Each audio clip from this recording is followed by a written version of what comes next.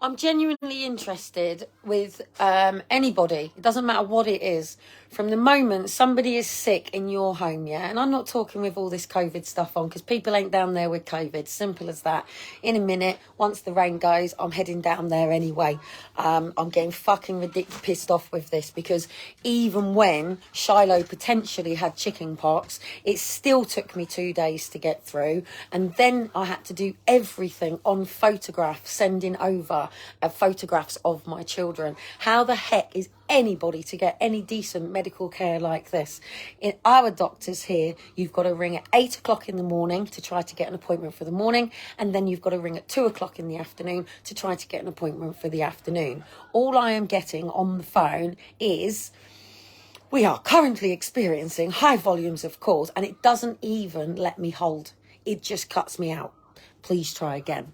So then I've got to get off again and keep trying, or my son has to slip into another day. Or am I meant to put him in and take him up to the main A&E place over something like this, which is absolutely ridiculous. Now, I do understand that a lot of this that is going on with the GPs is privatisation, but I have a lifetime chronic condition with 50-50 chance and diagnosis to my boys. Now, isn't it lucky that they did not go ahead with what they were going to do today, because we could be sitting with my son up in the hospital as an emergency. But now we're potentially looking at my children having to be put to sleep to do something very basic because people don't understand Ehlers-Danlos syndrome and cell mass activation. I am getting absolutely pissed off between patient and multi-agency framework now, because when somebody is diagnosed with a condition, it is not up to us to sit and go onto internet and read and Google and educate ourselves. There is meant to be a line in between it. Now, I've had enough, because over 43 years, mate, and I can't wait until my judicial review comes forward, and I can't wait until my book comes forward, because I want to show you. I want to physically show you how people like us have been treated, and not just by the people that have done this to us, not by the social workers that fuck up going, the doctors going, EDS is the easiest condition to claim to have, and then having to listen to somebody go, oh, you're so sick you can't be a mother, and then having to come out and beg people for fucking help. You only want 450 quid to help you. Like I've said, chiropractor won't help with anything unless you pay it. Now, I get it.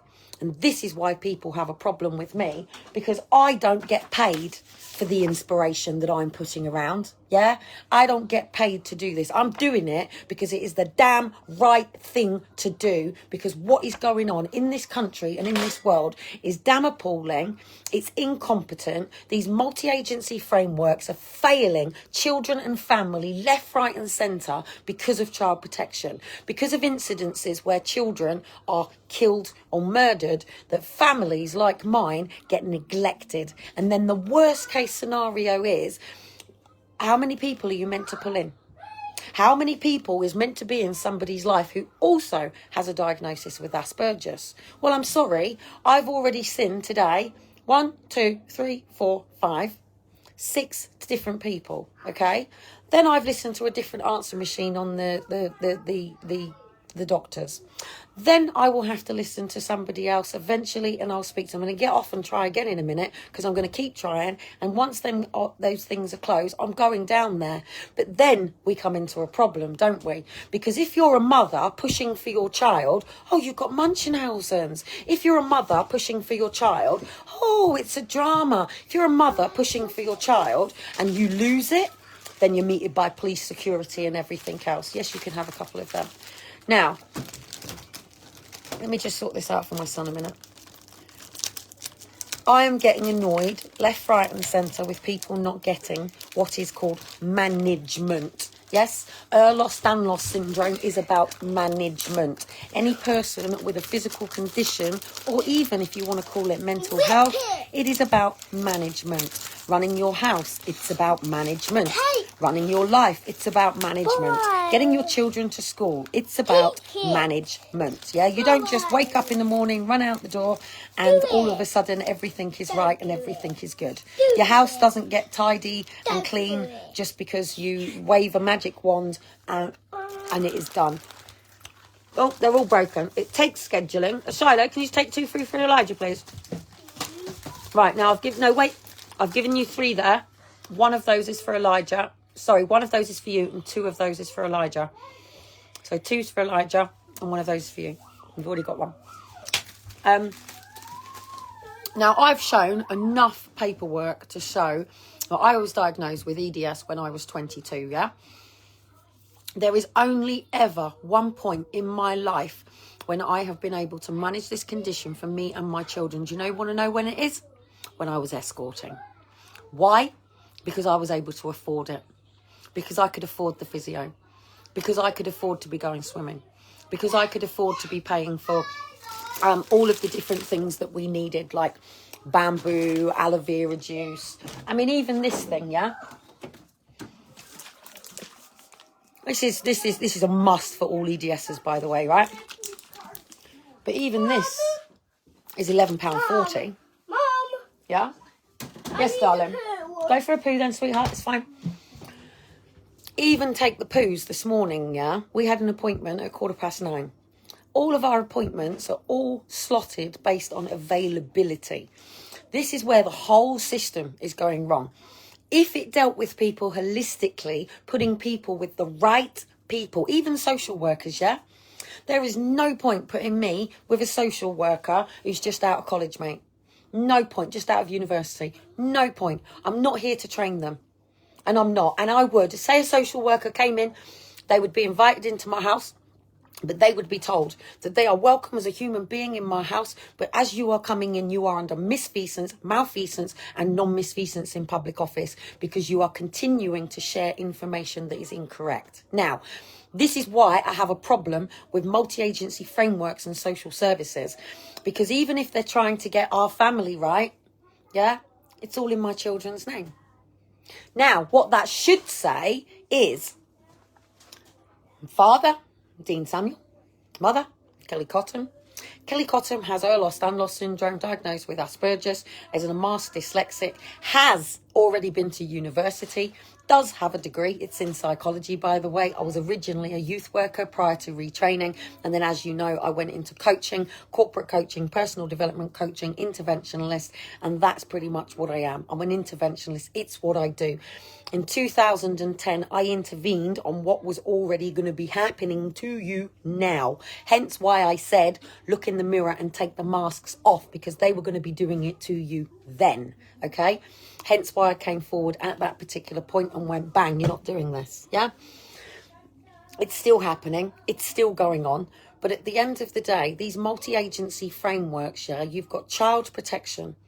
Now, child protection can be for anything. It could just be that a mother has got to be at work until 6 and she doesn't get home until 7 o'clock and the child is a latchkey kid.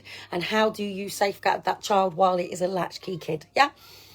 Most of the children are coming out of school, say 3:15, 3:30, might have clubs till 4:30, but most parents don't finish work until 5, 6 o'clock.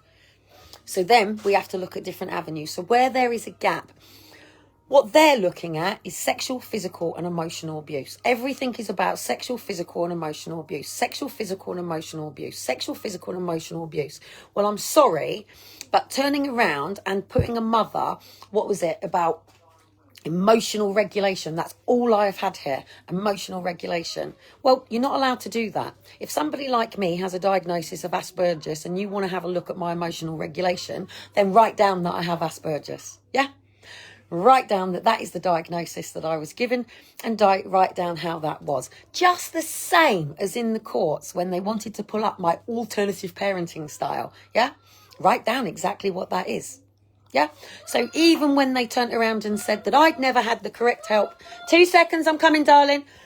I had never had the correct help when one was abused as a child, and therefore I would go on to abuse my child. Well, prove it. And then turn. My biscuit. Oh, is that what you want me for? Yeah. You shouldn't even have it in the bathroom, darling. Don't eat biscuits in the bathroom. So anyway, I'm in ranty mode instead because I'm getting really pissed off, banging my head against a brick wall with something that should have been done from the beginning. One, it should have never have been messed up by Flintshire in the first place, and they will be be reprimanded for it, and it will be sorted. And the other thing is, they should have corrected it here in Portsmouth. And they should have done. I should not be now looking at the fact that they will have to put my children to fucking sleep. I should have been working with the multi-agency medical framework, which would have been obviously the dentist for me. As soon as I'd come out of maternity, the most protocol would have been, how are my teeth doing? Being that when a mother who has Ehlers-Danlos syndrome is pregnant, you produce more lactulin, which means that you are more lax than normal. Yeah, it means things are a little bit more floppy. And I'm now 43, so I should have been brought in for an MOT at 30, an MOT for 40.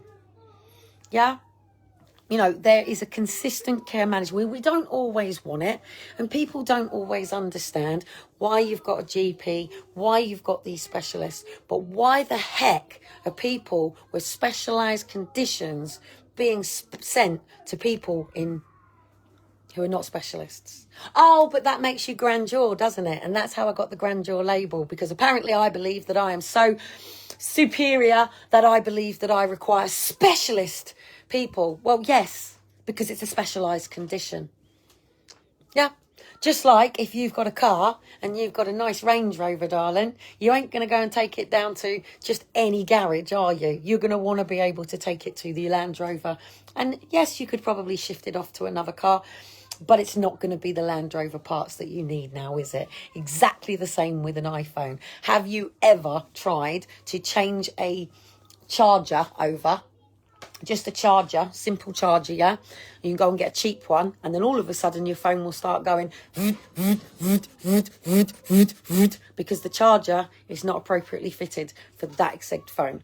And that is exactly the same for EDS. Now, there is a GP called Dr. Kate Barnes, who's on the other side of London. Now, she has EDS, and she is writing about all the things that all these people are missing.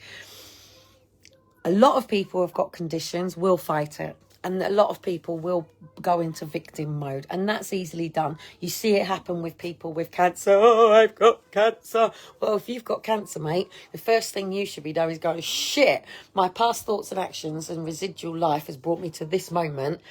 Cancer can be cured if you alkalise your body back down to a 2-point thing it is. I can't remember. And also you can reset your body by deep freeze. And that means, I'm not talking about freezing your body. I'm talking about literally getting in and out of cold water every day. Shock it. You shock your system. Boom, in the water. Shock. You can get rid of so many things. With EDS, it is classed as a degenerative condition that has no cure, right? So that means everything should be working on a management plan, right? So I'm getting annoyed. So I should be able to contact my GP in a very different way, because we're already in the system, but we're not. Already in the system, but we're not.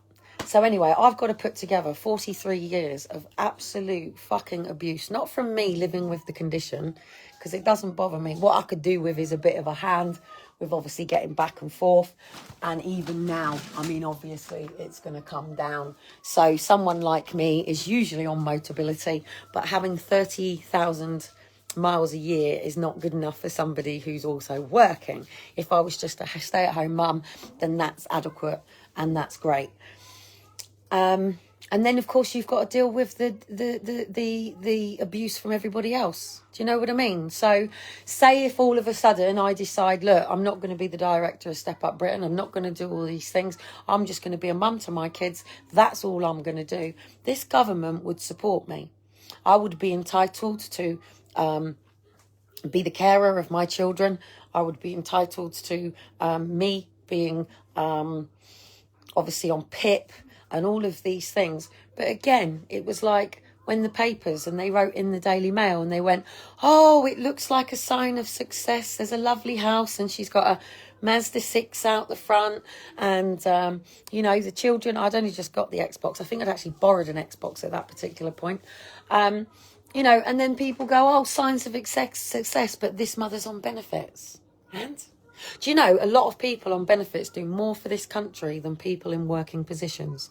Do you know that people on benefits, not everybody, some people do like to just sit and watch Jeremy Kyle reruns, and that's where they are. But do you know some people on benefits volunteer down at the food bank? Some people on benefits go out and help the homeless.